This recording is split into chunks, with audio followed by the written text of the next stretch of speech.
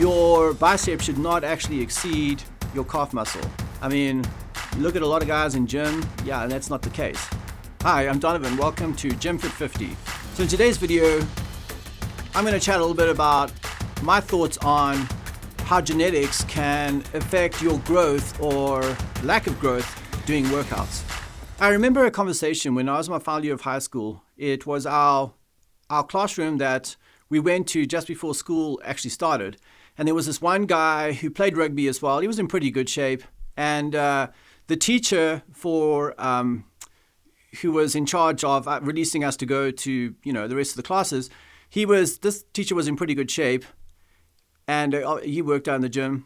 And I remember this one guy, he said to him, "How come I looked the way I did?" And it seemed like I didn't follow the nutritional plan that he did. And so the teacher, he looked at him and he looked at me and he said, "It could be genetics."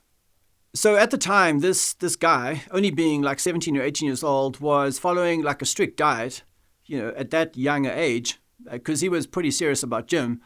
I wasn't actually that serious about gym. I just used to me it was a means to an end because of playing rugby. I knew I needed to be big and strong, especially because of the position that I played. For some of you maybe follow rugby, I played eighth man, which is it's a defensive and an attacking position. I absolutely loved it.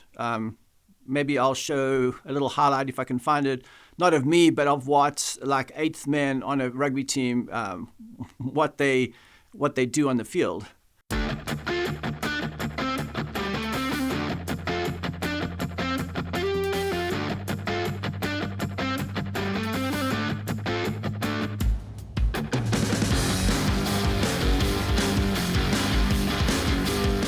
So that being said, I do think that I have some good genes in my body, but it was just hard work. And that's the thing that people don't notice, and only you will really notice. Because even when you're at gym, I mean, people are not watching you like a hawk, even though sometimes maybe you think they are.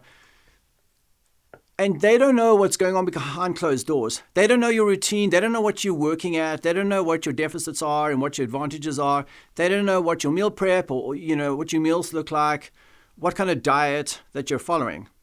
When I was younger, I was on a seafood diet. Whatever I saw, I ate, except actually seafood. Ironically, it kind of made me really sick. And that's how I got big. I ate a crap load of food. And I remember the one time though, I wasn't doing gym for about, I don't know what happened, I forget now, for 2 or 3 months I stopped doing gym. And the habit of eating all that food was still there because it had become such a routine. And the next thing I started to put on unwanted weight, and it was not muscle. And then all of a sudden the penny, dropped, and I was like, oh gosh, yeah, I need to cut back because I'm not burning those calories. I'm not fueling the muscle or my body. I know there are some people who are really very lean, and it appears as though no matter what they try, they have difficulty putting on muscle. And you know what? That's not such a bad thing in some ways, because I think a lean look for anyone is really awesome. I've actually been trying to gravitate a little bit more towards that, especially coming all the way down from like 245, because I just didn't want to carry that extra weight. There was a bodybuilder many years ago. His name was Ronnie Coleman. The guy was massive. I think he won Mr. Olympia multiple times. And he kind of felt in the beginning when he was, into his whole workout program and doing gym, that his genetics were against him in the fact that he seemed to have difficulty building big calves. So some people actually said that to him. They just told him, well, Ronnie, you're never going to make it to Mr. Olympia because you can't get your proportions right because your calves are never going to match, the rest of your body. And for those of you who maybe haven't heard what I've said before, there is a really close relationship between your bicep and your calf muscle. In theory, your bicep should not actually exceed your calf muscle. I mean, you look at a lot of guys in gym, yeah, and that's not the case. Anyway, that was for free. So Ronnie Coleman, he was not going to listen to the naysayers. He was not going to be stereotyped. And so he worked extra hard on developing his calf muscles. And if you had to look at pictures or video of him, the guy looked absolutely incredible. But the point behind that is that he didn't settle. He realized that he was, he had a lack because of maybe genetics. Maybe it was a little bit against him, but he just persevered. And I mean, obviously these guys they were juiced up on a lot of things like growth hormones and steroids and things like that, but that can only get you so far. And those guys, they ate a lot of protein and they had good aminos. I mean, they really had a really amazing diet with what they did. And he allowed that to fuel his body and get his calves growing bigger despite what people had originally said to him. If you think that genetically it's not working for you because you can't put on muscle, don't beat yourself down.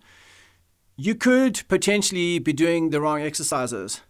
I have seen people who I'm thinking they're wanting to put on muscle, they want to get bigger, but they're not doing enough compound exercises. And as in one of my videos from a while ago, compound exercises are like the meat and potatoes of building muscle, because that is where the heaviest muscle will be, like your chest, okay, your quads, your back, your lats, your shoulders. I mean, it's just those compound exercises, they work the big muscle groups, and that's where you are really going to see the growth. Because I see some guys who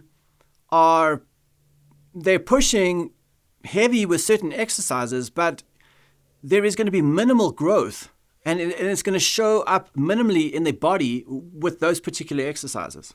If you are someone who is carrying a bit extra weight and you're wanting to lose it, once again, compound exercises.